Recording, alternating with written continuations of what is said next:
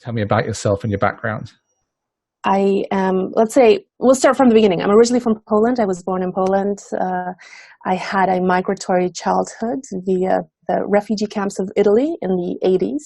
And we were resettled to Canada where I grew up, and always had this international mindset and very much connected to certain injustices in the world. So I think that childhood trajectory had really led to many of my choices as an international lawyer, as an international humanitarian. And once I chose my studies and chose a career, I went to work for the United Nations. So I moved around the world for many years, going from place to place, from one humanitarian setting to another, sometimes in conflict areas, sometimes post-conflict areas. And I was very much committed to that until I decided to slow down and stop and choose an academic path, more as an academic in my career. And that also did something to me psychologically and spiritually, where it gave the space, both in terms of time and reflection, like a pause on life, where I was going around and around and around, dealing with all these situations around the world. It was a beautiful life, but once I stopped and started doing more inner work, then something new came up with me, and I refer to it as a spiritual awakening. You mentioned to me earlier that you had a Kundalini awakening. That was also my experience when I started going through all the literature and reflecting on it. I thought, wow, that's it. That's what happened to me. It was extremely powerful, and so that really changed my outlook on life, my perspective. And at first, I was quite lost to be honest, because it was so overwhelming, the type of information that somehow awakens in your awareness and consciousness of the world around you. And I started doing a lot of research, which brought me to new ideas, new persons, new communities that also are part of the types of discussions that we're going to have today. So yeah, that's a little bit of my background. So I'm going to go, I wrote some notes down that I took from your TED Talk. Okay. One of the things I want to maybe discuss with you or get into a bit deeper, the idea of your awakening, because I want to link your individual awakening to the idea of a global awakening.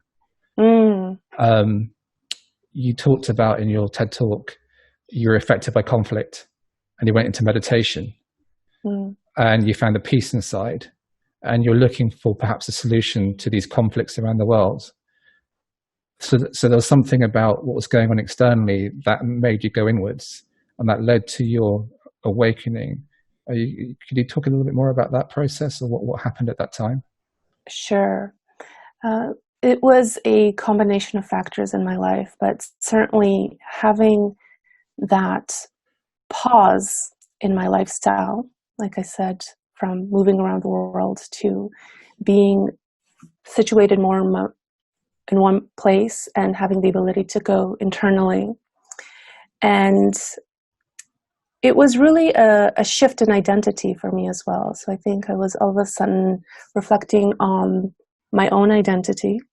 And because my identity was so connected to what was going on in the world as a humanitarian, there was a bit of a conflict, a bit of an ego dissolution, let's say, when I was in these meditative states. And also the reason that I chose to go deeply into some of these spiritual practices and meditation is because I was having a sense of anxiety about my life, anxiety about the world, and my inability to really do so much about it. Or I felt like I just committed my life, dedicated my life to do things that are so-called helping to save the world, and yet we just keep going and going, and I see so much hurt and harm and suffering and destruction, and it just got to me, especially when I went into that deeper place inside. And it was also circumstantial what was happening around the world. I often cite that the Israeli-Palestinian conflict that summer, where it got really heavy for me, was really impactful, really a trigger point. Not that I hadn't been, obviously, I've been very tuned into conflict because I had in my life been going from conflict to conflict, even working in war zones at one time. And maybe because I wasn't there and I wasn't able to help, it got to me even more. And so, it's hard to explain these things, but yeah, once I went deeper, once I had all of these physical and spiritual and psychological shifts, I started to understand the nature of reality a bit more without doing research. It's also as an academic and having done all these studies and had all these experiences, you think things after a while. And then once I started doing more of this deeper inner work, I realized, wow, there's so much more to know, even about my own self and how that relates to humanity as a whole. Okay, yeah. That's very beautiful. Thank you. So within that process, you talk about an awakening. Could you just, obviously it's a very subjective idea, but can you tell me what an awakening is to you and how it manifested for you personally within the context of your life at that moment in time? At the time, my awakening was, first of all, it's quite physical. There are physical shifts. I could sense myself in a different way, becoming more aware of my body, more aware of how my thoughts shift, how my mind works, and becoming more aware of myself. And going in deeply also opens up different perspective, even visually. And this was just from meditation. I mean, it's a simple practice, and yet I was able to have an inner world that I wasn't aware of before. So first it was an inner experience, an inner shift. And then once I was, had an awareness of that and started to look at the world, things started connecting differently. Patterns started to look differently. People's conversations, the tone of their voice, just colors were different. It was, information started to make sense in a slightly different way. I mean, something was becoming rearranged for me to give me a new set of perceptions, a new insight, something deeper. And so, and in that process, and it was very powerful, so I can't emphasize just how powerful it was. In that process, I had a knowledge, and it was more than intuition. It was almost like somebody was telling me this, that I was having an insight into some universal truths that I couldn't have gathered from anywhere else. And it was like somebody pointing at me, look at this, look at this, look at this, what about that? And once I started connecting it just created a whole new worldview for me. Now that I can reflect back on that experience, I think, well, I've had this all along. We always have these, we carry these universal truths all along, but becoming aware of it is something else. And so that's what awakening is for me. Awakening of consciousness to deeper truths. That's good. So, in terms of these truths that you were made aware of for yourself, first of all, is there anything you want to share, or is there anything that you took and applied it to your work in human rights and conflict? I mean, it's a lot. It's a lot about different. A lot of it is symbolic.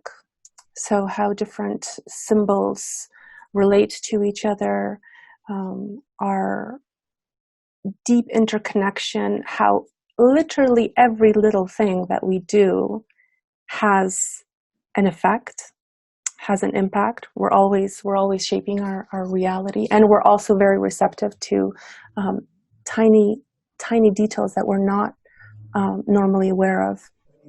So that became much more conscious for me. Yeah. When it comes to your work you use the word sacred activism in your talk.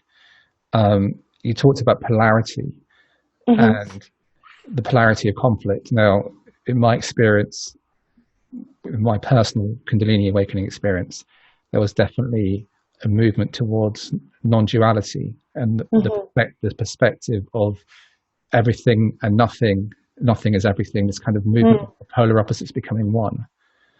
And I wonder whether your career moved towards this. Was there a sense of the dissolution of polarity and a kind of understanding of unity and bringing that into your work? Was there some transition there? There was. I became very aware of contradictions and opposites. So you can say that's polarity. I think that for me, the language had evolved as I went into it. So a lot of these things are very intuitive, and you sort of kind of understand them in a different symbolic language, and then you start thinking about it, and you're like, that's polarity. Yes, an interlinking of the different polarities and how they feed off each other to basically create our energetic selves.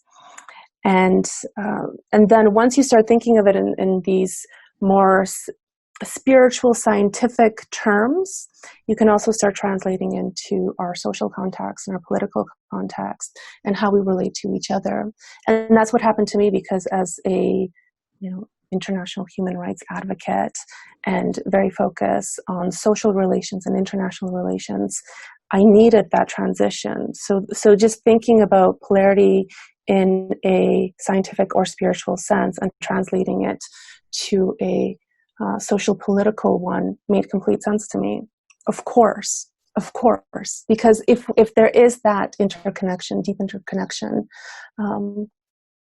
fundamentally of the different elements of our individual selves, but also the collective selves, then the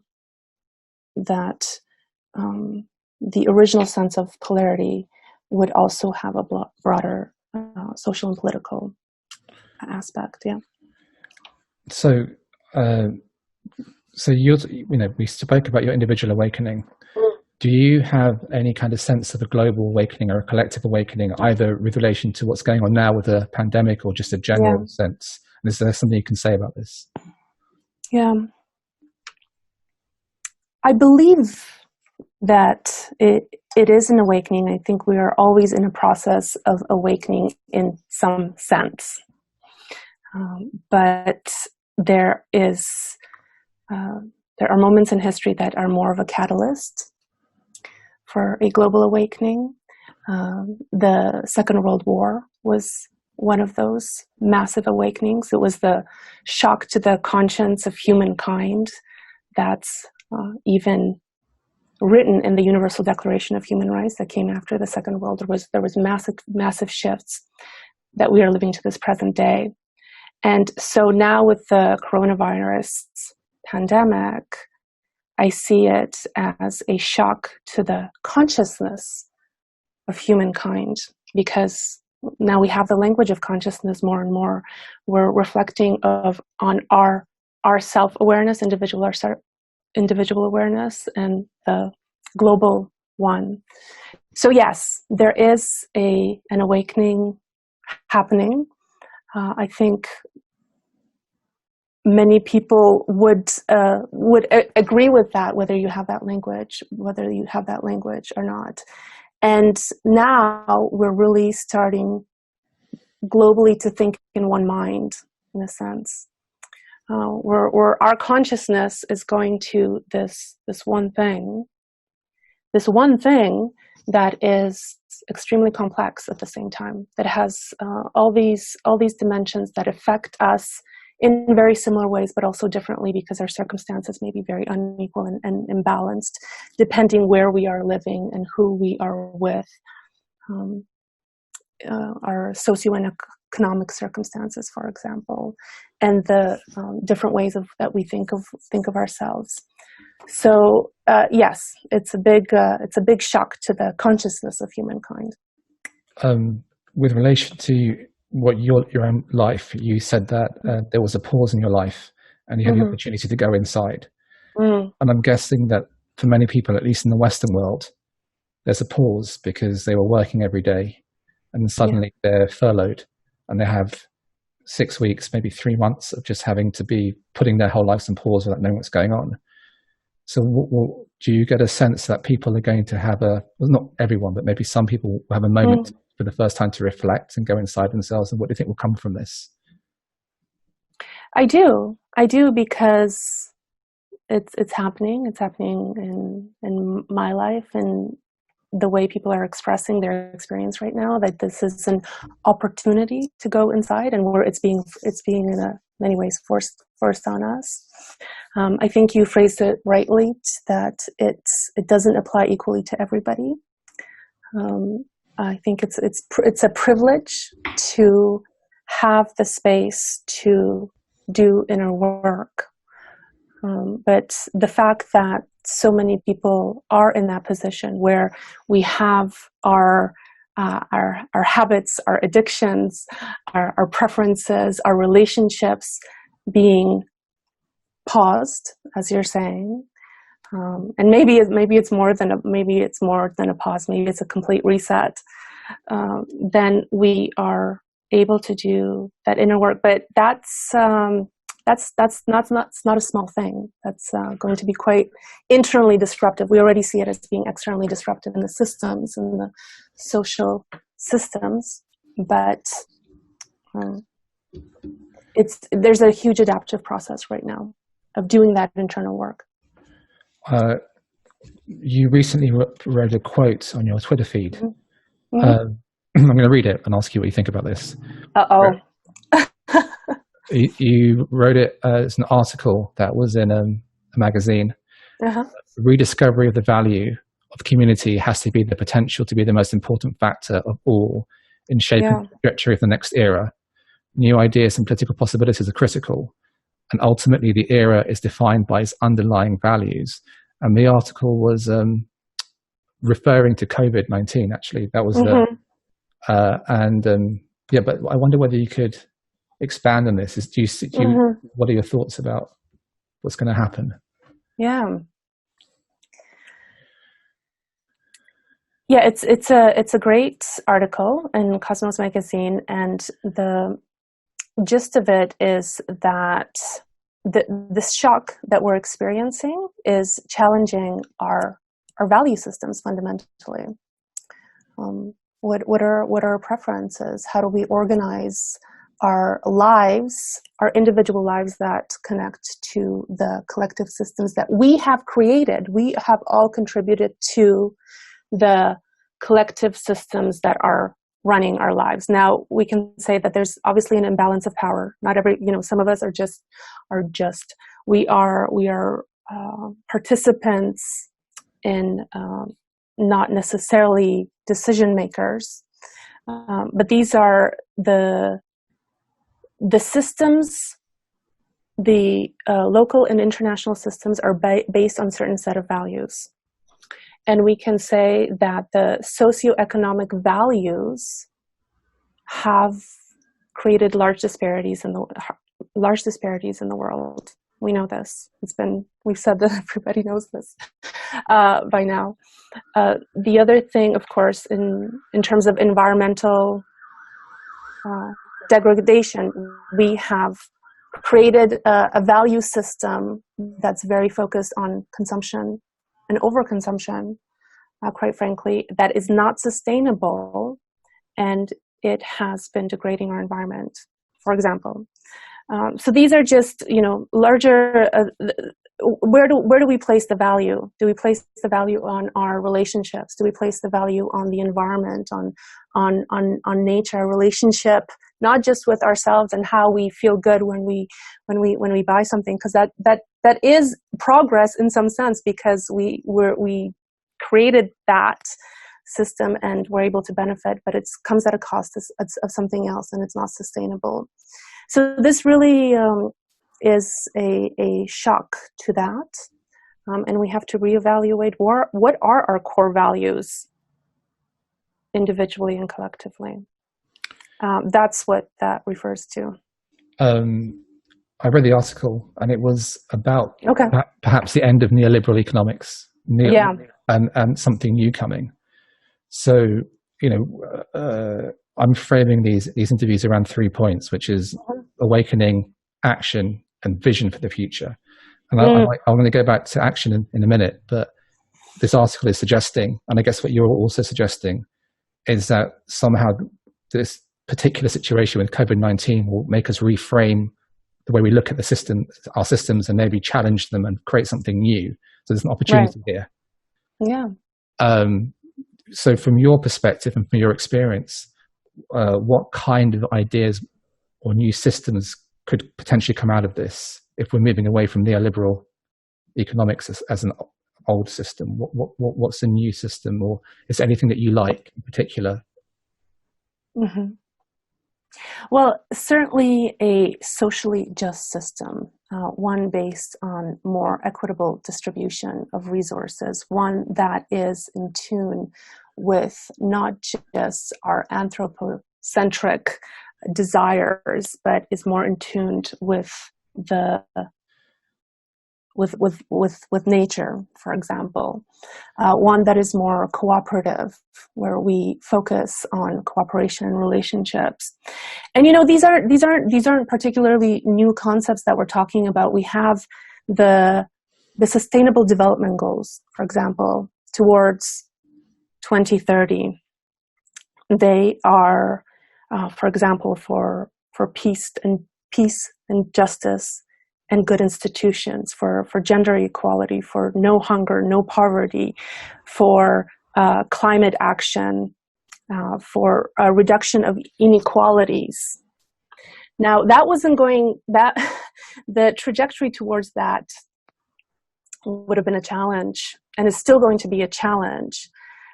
So while the coronavirus situation is certainly creating new challenges, and I don't think we should be too I think overly optimistic about the good things that are going to come up, because there's going to be new challenges. I think it does help us reflect on the sustainability of what has been causing the inequalities and environmental degradation, the conflict that is counter to our peace initiatives in historically, and how do we address it right now? We actually have the tools. We have a lot of the systems in place. It's really how do we manage them? How do we rearrange them and see their intercorrection? I think the Sustainable Development Goals are a good example of, we need to think holistically about how to address some of these fundamental problems that our systems have created thus far.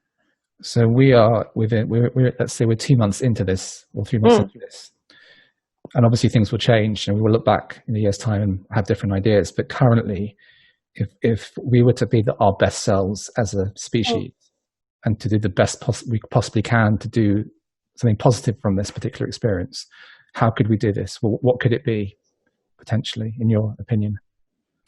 Our best selves as a species is our cooperative selves, our altruistic selves, our compassionate selves, that we care beyond ourselves, but also knowing ourselves deeply, knowing our needs. So it's a deep knowledge of our inner selves, and a deep connection and intricate understanding of the complexity of the outer world. That is our best selves. And we're able to do that, and now we are in a position to do that because, maybe we're disconnected from some of our daily habits. We're focused on, we're here having conversations, connecting through the internet more and more. Our knowledge is expanding. it can be in a positive way. I think our education, our possibilities towards educating ourselves and each other has a lot of potential. And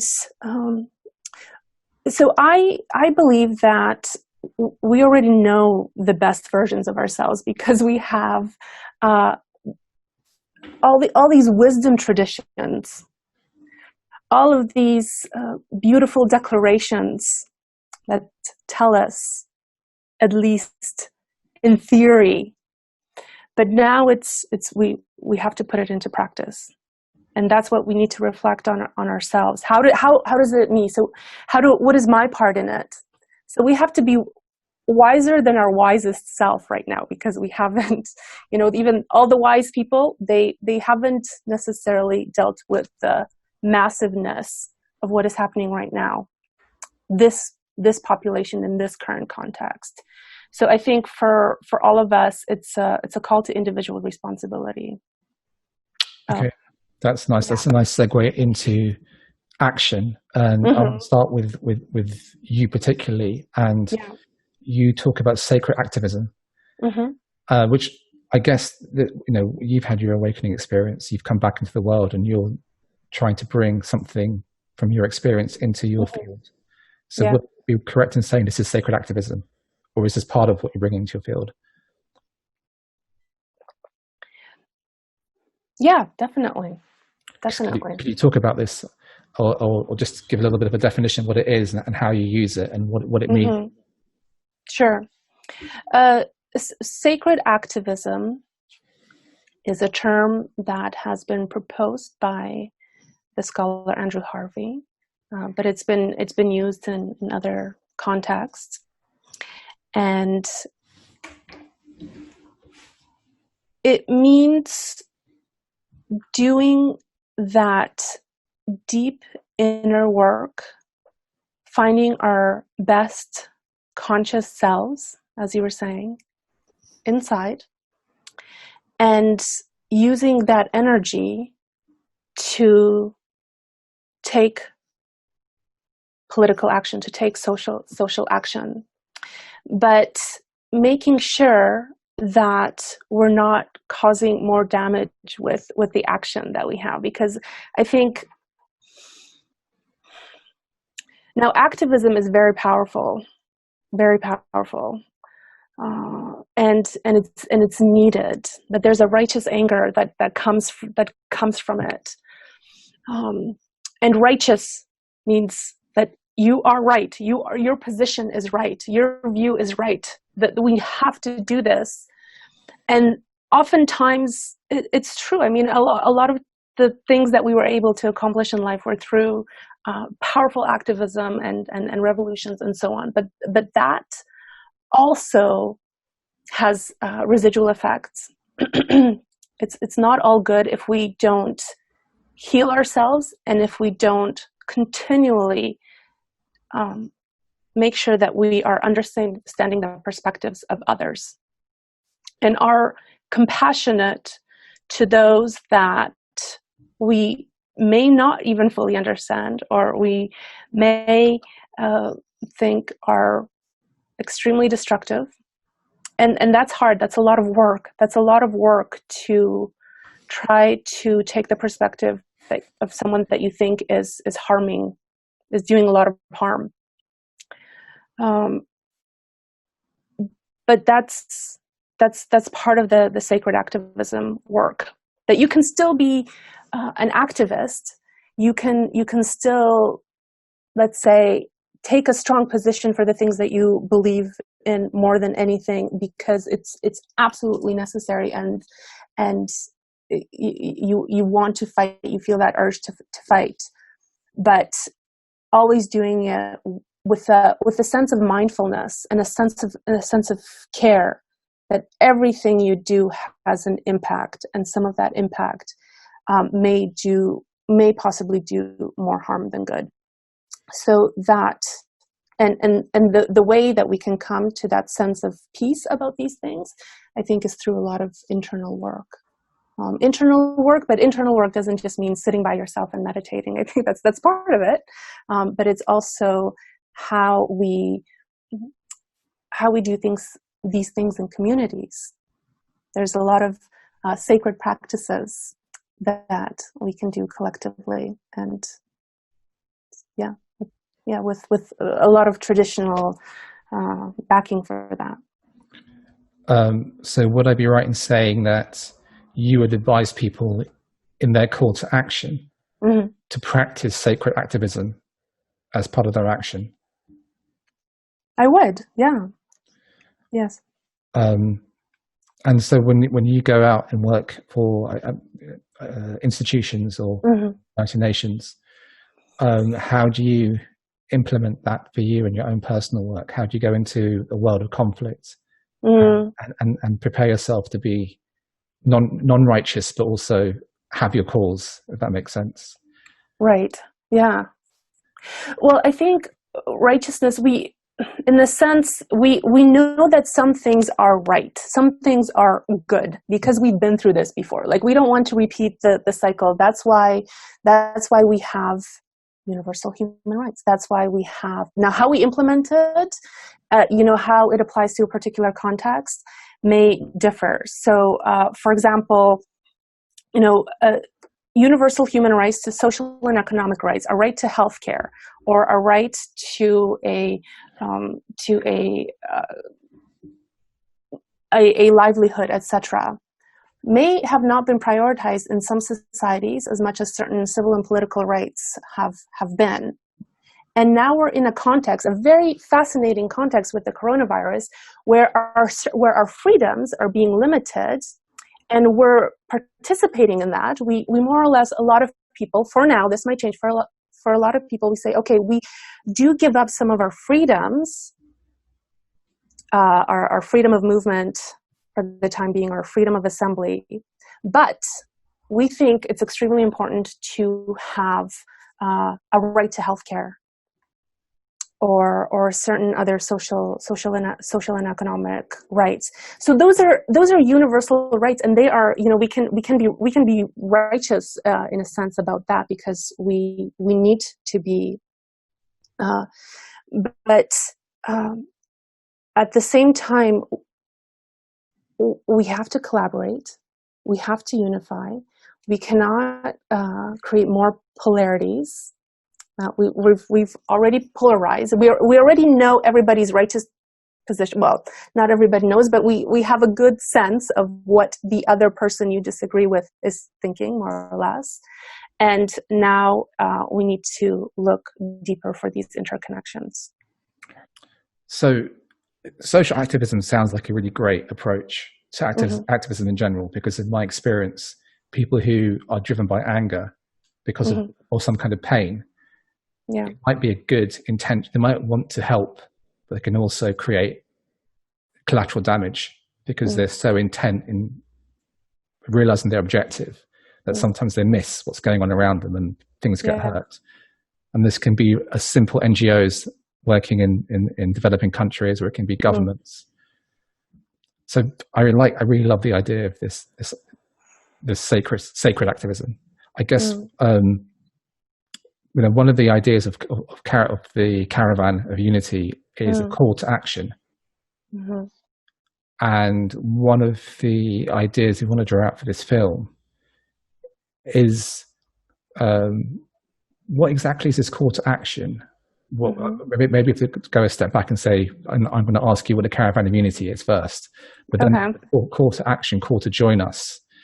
And then I just want to link that to you personally and this idea of sacred activism, because it does seem to be a link there, that people who do acknowledge the call and come to help do so in a kind of conscientious, cognitive way, understanding the layout of the land around them, rather than just charging in and just saying, I want to help, but just understand the bigger picture and perhaps doing it on its own internal self. Jonathan, maybe you can talk about this. Perhaps the question is, first of all, could you tell me about the Caravan of Unity, and then about the call to action? Sure. Well, actually, I want to go back just briefly to what you said about pain, that a lot of our activism and sense of righteousness and wanting to do something comes from a source of pain, our own pain and the pain of others, our empathy towards other people's suffering. That's very powerful, and that's very important, and that's something that should be nurtured.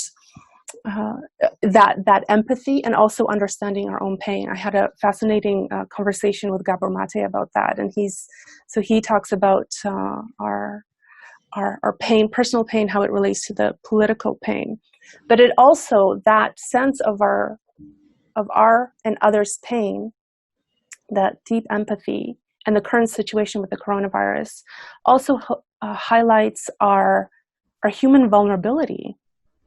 Right? We're all vulnerable to this in a very equal way, regardless of, you're the prime minister, or your royalty, or whoever.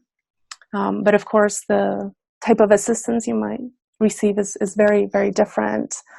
Some people are more vulnerable because they cannot shut themselves inside right now. They have to work. They have to go outside and help others, so they become very vulnerable. But it highlights what we share.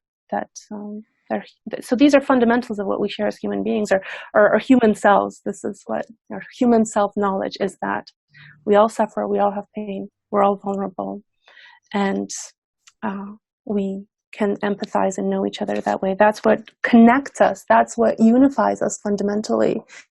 And so unity and the caravan of unity is about what connects us. It's about coming together proactively through a series of events that are under the label of a caravan. So it has this beautiful symbolism of ourselves as traveling together for a purpose, and protecting each other, caring about each other, joining, people coming in and out, and doing that together, more and more people, for a particular purpose. So the call to action for the Caravan of Unity is to use that impulse to do something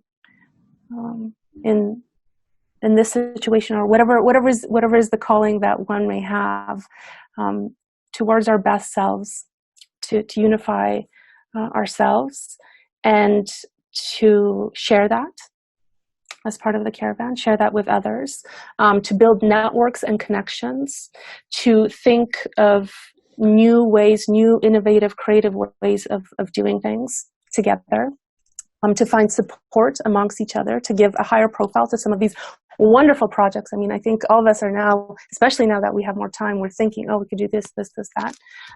There's a platform for it. The Caravan Unity can be a wonderful platform to build these networks of action and caring and compassion. So that's the bigger picture. That's sacred activism.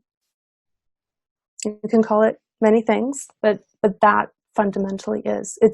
It's our individual selves becoming conscious of our connection to the bigger whole, to the systems that we have created, and the power to construct that reality in a unified way. Thank you. It's a great answer.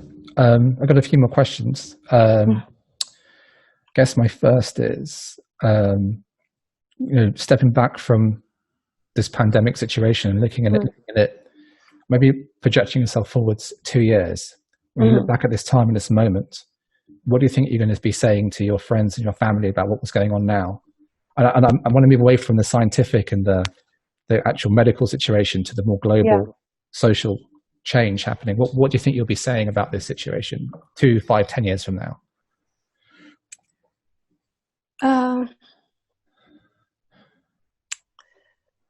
Well, hopefully, there's a part of me that just hopes that things go in a positive direction. There's a part of me that strongly believes that it will. more than the part that has some doubts and some fears and some anxieties about all the misdirections that we can take as humanity. So where do I see this in a couple of years? I think a lot of the persons, advocates, activists in systems thinking, in social change, social activism, in a sense are feeling kind of vindicated right now, because they're saying, "Ah, you see, we were saying this is important. Now it's in everyone's face. Now we have to deal with it." So I'm trustful that some of these messages are coming through, and we are going to collaborate to create new systems of caring and cooperation and sustainability, and deep reflection on the systems that have caused us harm and brought us here, and towards more socially minded and more environmentally minded systems and realities in 5 years from now. I'd like to think also that there's a deeper connection of our global mind, our global mindset, and how that links to our local and individual selves. So that we have developed more of a vocabulary around it. I think, yeah, that's my hope and belief. What are your fears that could happen then?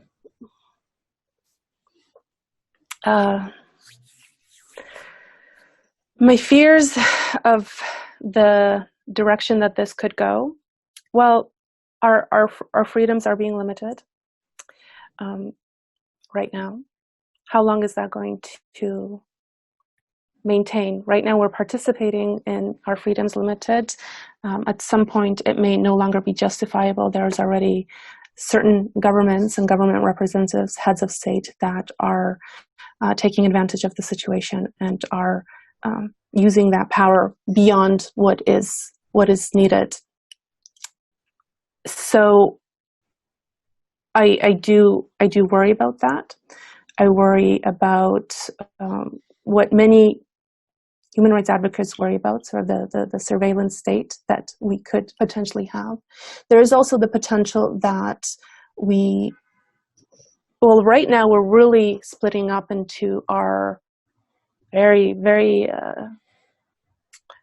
very regionalized, very localized, more attention to the nation states. Everybody's on lockdown. Everybody's looking internally into their own systems, more focused on the family. This is not necessarily, this is okay. This is what we have to do. But as long as we don't miss the point, and the point is that this is just drawing our awareness to how deeply we are connected to our individual selves and our families and our nation states and our communities. But at the same time, this is a global situation, and only the solutions are global. So, this could go even worse than it already has. Those are certainly my fears. Yeah. Okay. And what would be your advice to people who are, let's say, going through their own awakening process, who are going through a transformation, and who are looking for a new system or a new way of doing things? They might watch this interview in a few months and relate to what you're saying. Can you point them in any directions? What can they do? Where can they go? Any spaces they can join? Yeah. Yeah, I think about that, that now that everyone's in this state of pause and, isolated. Isolation can do many things to your psychology. It can be quite powerful. What has worked for me is turning to the transpersonal set of knowledge and set of practices, because I didn't know much about the transpersonal body of work and transpersonal psychology. integral psychology, these methods, and I needed that. And once I was able to connect to some of the practices, the communities, because I think once this is the trouble now, we're all, we're isolating, we're self-isolating, but it's so important to connect to the different communities that you are having this. If you're having a powerful spiritual awakening experience, it's important that you connect to what else. You have to bring it back. We need to integrate this.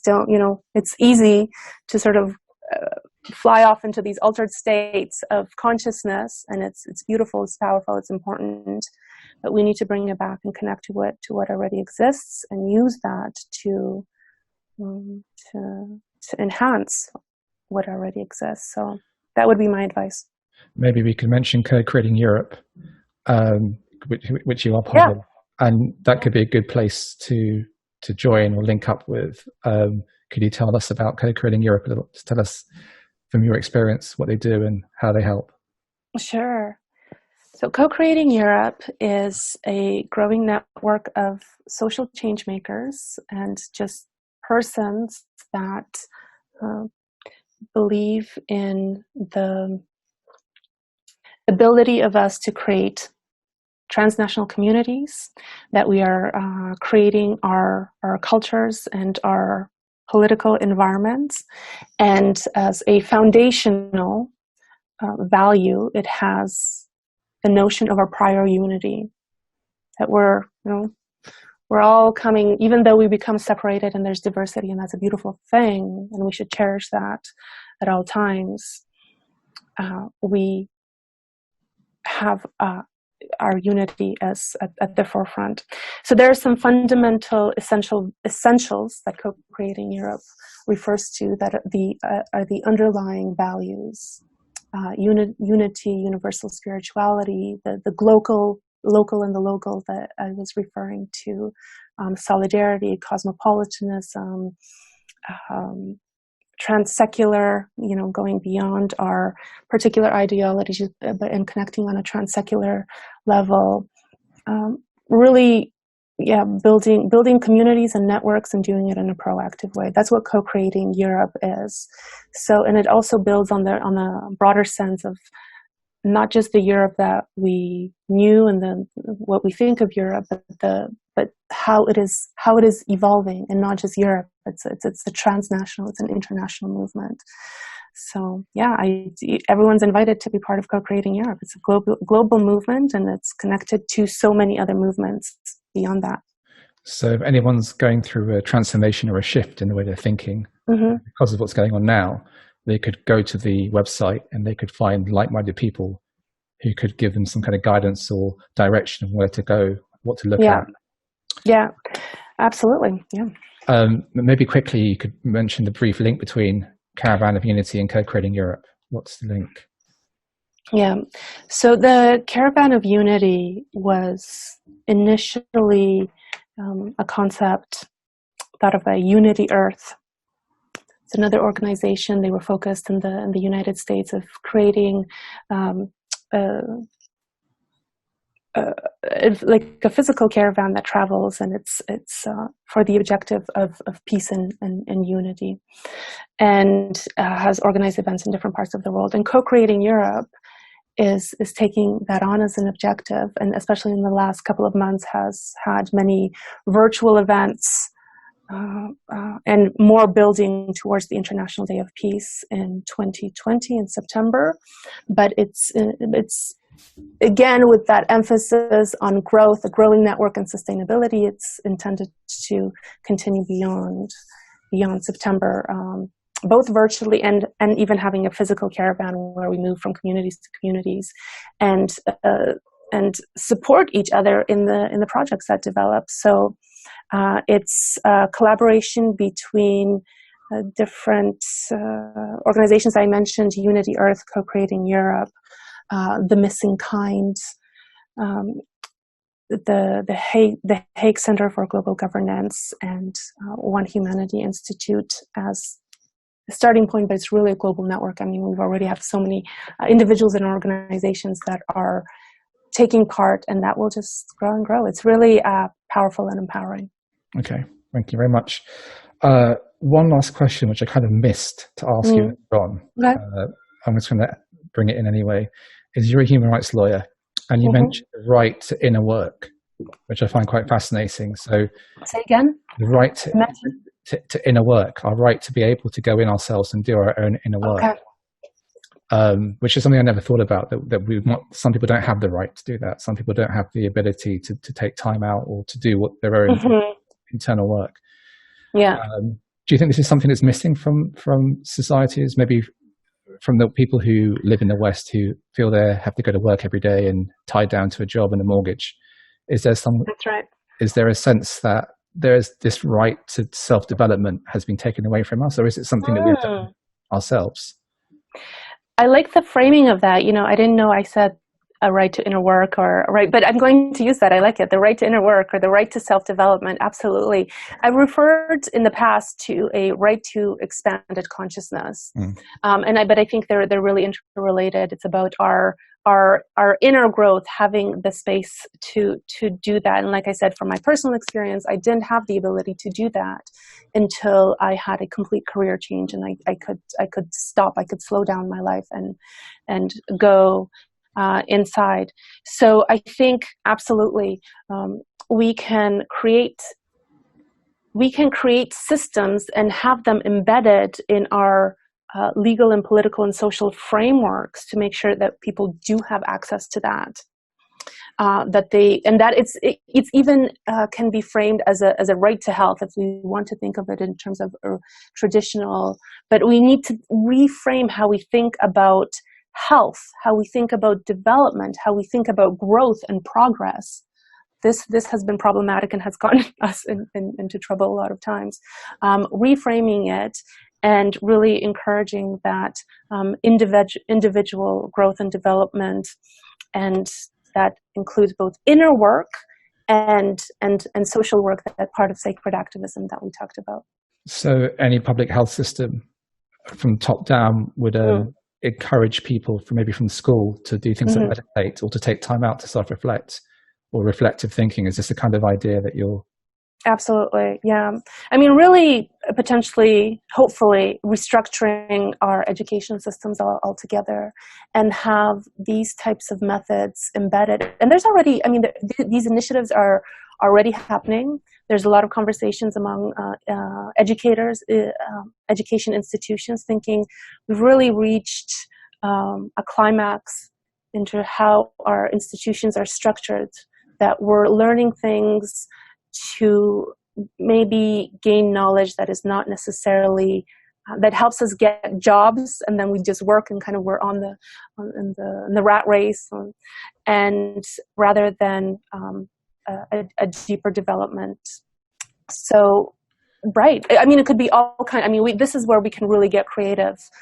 Change in educational systems, have funding allotted to maybe certain retreat centers, certain places that we can say are health, our well-being sanctuaries, so that, you know, it's more preventative. So right now, I mean, our healthcare system is so medicalized, right? Everything is like, what kind of a pill can I take to make me feel better? Go to the doctor, and that is, I mean, it's not good for the body, and certainly not good for the psychology. I mean, that's not to undermine the incredible advances that we have had in our medicine and our healthcare. Absolutely, but imagine if we can, from the beginning, from childhood, already have these. This knowledge and abilities to heal ourselves and ensure that we're constantly in the process of healing each other, not causing more damage and more trauma that has a physical effect. I mean, this is the whole holistic approach to things, that integrative view of reality and how we look at healthcare. That needs to be really inserted into the systems, and we can. And I appreciate that you're framing it as a right. We can frame it as a right, and we can be a little bit righteous about that. we can say a right to self-development, a right to expanded consciousness, a right to inner work, and that is connected to all our other rights that we have already agreed on are good, like right to health and right to adequate standard of living, etc. I guess not to Those labor, are good values. not to labor the point too much further, but I guess that would involve the legalization of things like ayahuasca and mushrooms and psychedelics, which people use in shamanic cultures and have been shown in clinical trials to help people with PTSD and other medical related problems. So Graham Hancock, the writer, uses this phrase, sovereignty over our consciousness, that we have the right to be sovereign over our consciousness. And this includes the right to have access to psychedelics, or the right to have access to frameworks like shamanism, for example, that do help us get there. Yeah. Okay.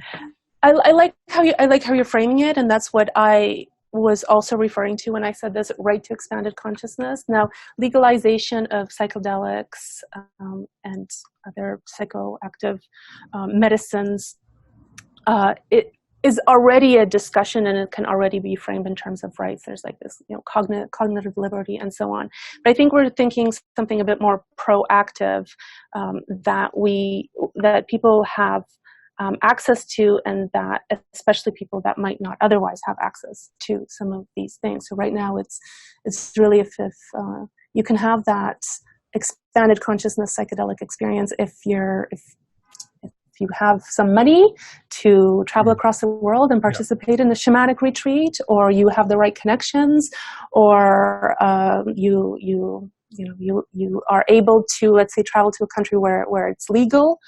Some places have different legislation on that. So, but I think it should be accessible, more accessible to more people because of the healing potential. And more states are having this realization. I'm in Canada right now, where cannabis has been legalized as of recent for medicinal purposes. And in some places, ayahuasca and other psychedelics as well.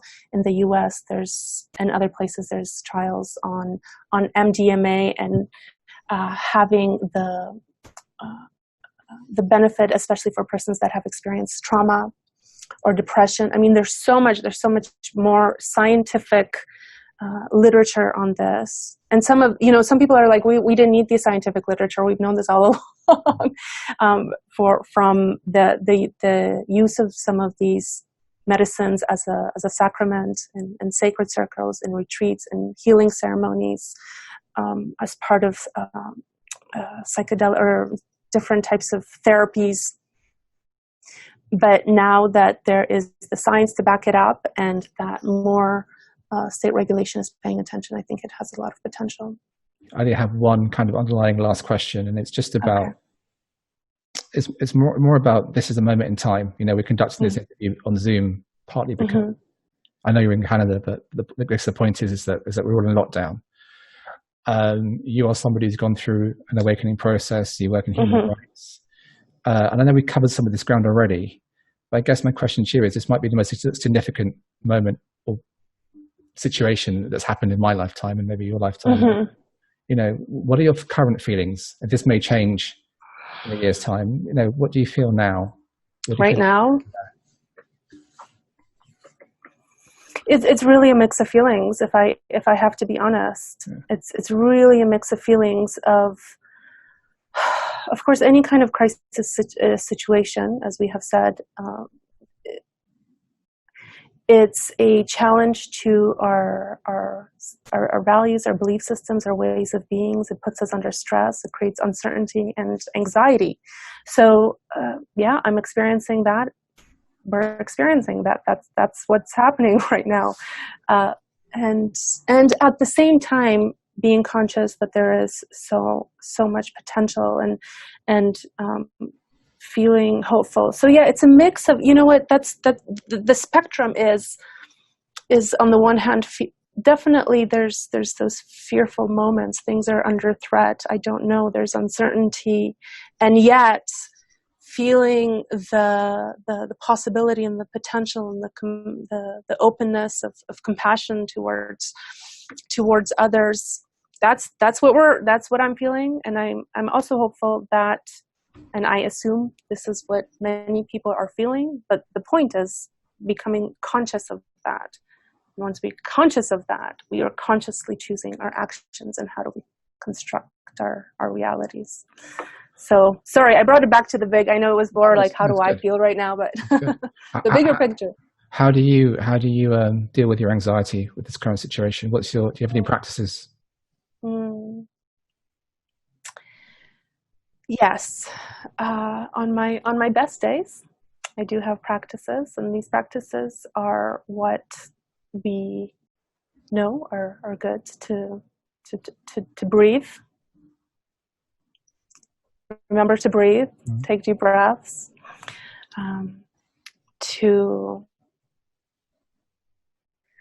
once we take that breath and we slow down and we look inside, and there's a lot of action inside. It's not just all chaos and connection. Just slow it down, and then we're able to notice I should speak about myself. Then I'm able to notice what's more important. What's the most important?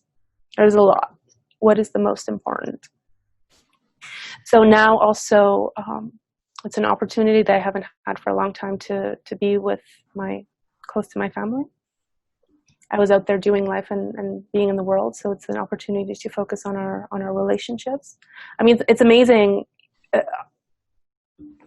Right now, getting some messages and emails from people in my life that I haven't connected to in a while, but now they're showing up, and now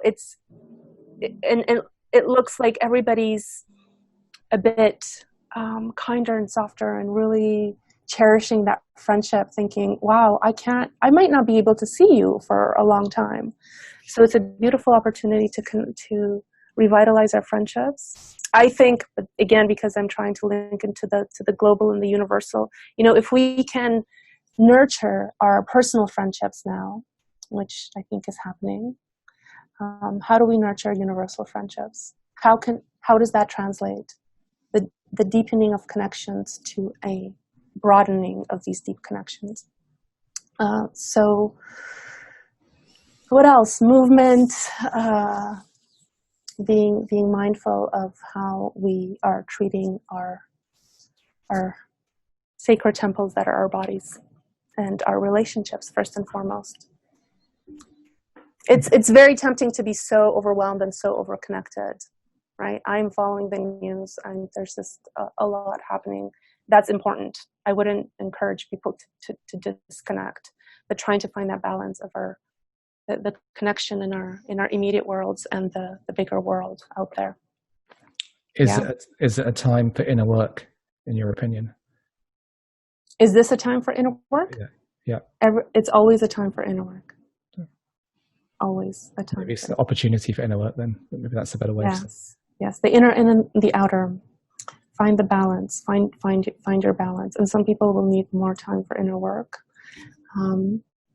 And some people might think this is not the time. But I would encourage to find that balance. Okay. Well, look, thank you very much. I think this is great. It was fun. My first interview, but good. Oh, awesome.